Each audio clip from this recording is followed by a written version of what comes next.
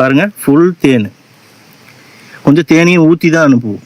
இதை அப்படியே ஃபில் பண்ணி உங்களுக்கு அனுப்புகிறேன்.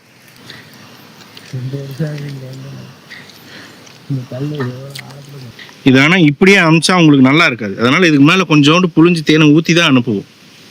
ஏன்னா இது தேனோட ஊறி வரணும். பாருங்க, உடச்சா எவ்வளோ தேன் இருக்கு பாருங்க.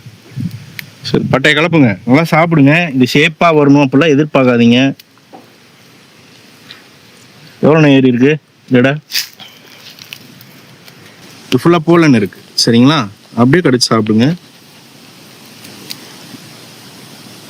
அந்த பாட்டில் போதும்னா அடுத்து வேறு பாட்டில் யூஸ் பண்ண. இதில் இப்போ என்ன பண்ணியிருக்கேன் அப்படின்னு பார்த்தீங்கன்னா, இப்போ ஊற்று காமி. 1 கிலோ 590 கிராம் வரணுங்க.